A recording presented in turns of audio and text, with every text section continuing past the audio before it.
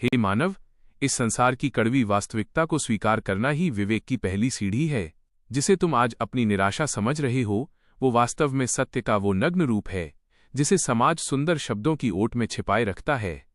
यह जगत एक बाजार की भांति है जहां हर व्यक्ति तुम्हारी उपयोगिता का मूल्य लगाता है। जब तक तुम्हारे भीतर ऊर्जा है, जब तक तुम किसी के स्वार्थ की पूर्ति कर सकते हो, तब तक तुम पूजनीय हो और तुम्हें सम्मान के सिंहासन पर बिठाया जाएगा। परंतु जिस क्षण तुम्हारी क्षमता क्षीण होगी और तुम दूसरों के काम आना बंद कर दोगे, वही लोग जो कल तक तुम्हारे गुणगान करते थे, तुम्हें मार्ग का पत्थर समझकर किनारे कर देंगे।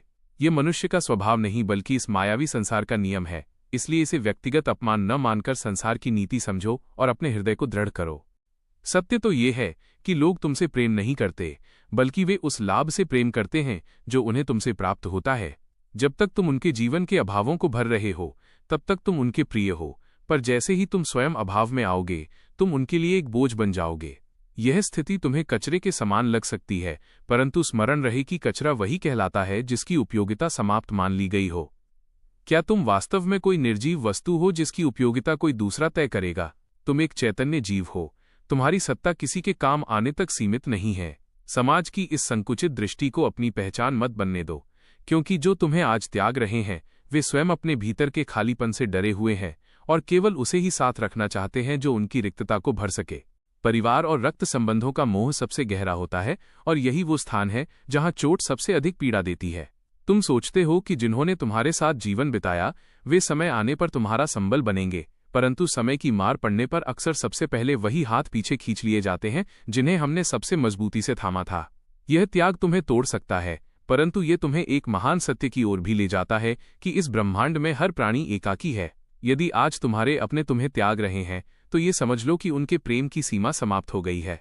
उनके प्रति घृणा मत पालो, बल्कि उनकी सीमाओं पर दया करो, क्योंकि वे भी उसी माया के वशीभूत हैं जो केवल स्वार्थ को ही सुरक्षा मानती है। जब जीवन की निराशा तुम्हें घेर ले और तुम्हें लगे कि अब खोने को कुछ शेष नहीं है, तो समझ लेना कि अब पाने के लिए पूरा संसार खुला है। हार मान लेना उन लोगों की जीत होगी जिन्होंने तुम्हें तुच्छ समझा है। क्या तुम अपनी पराजय से उन्हें यह सिद्ध करना चाहते हो कि उनका तुम्हें त्यागना सही था? नहीं, तुम्हें खड़ा होना होगा, उन अवशेषों से पुनः अपना महल खड़ा करना होगा जिन्हें दुनिया ने कचरा समझकर छोड़ दिया था। यह एकांत जो तुम्हें आज काट रहा है, वास्तव में तुम्हारा सबसे बड़ा मित्र बन सकता है।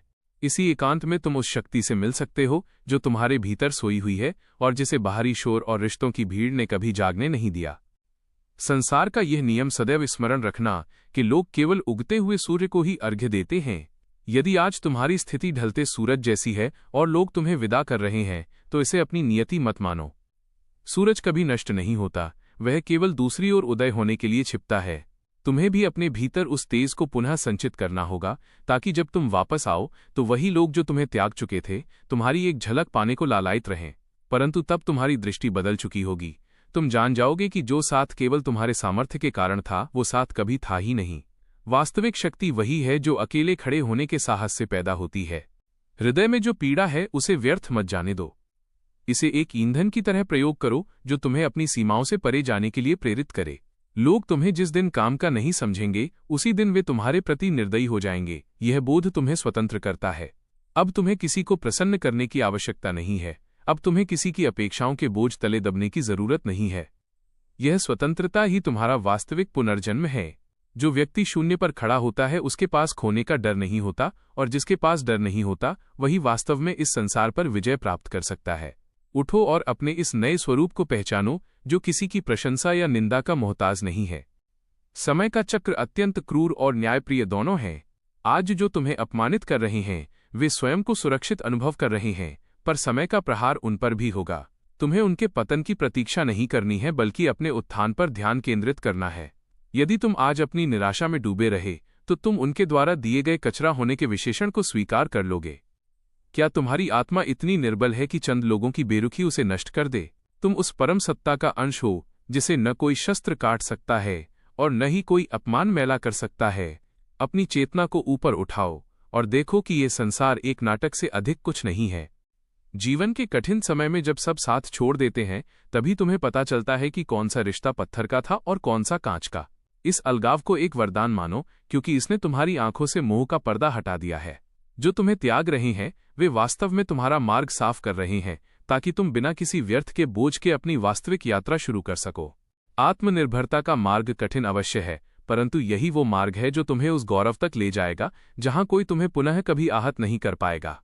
अपनी सामर्थ्य को पहचानो और स्वयं के लिए एक ऐसी दुनिया का निर्माण करो जहां तुम्हारी पहचान तुम्हारे पद या उपयोगिता से नहीं बल्कि तुम्हारे अस्तित्व से हो।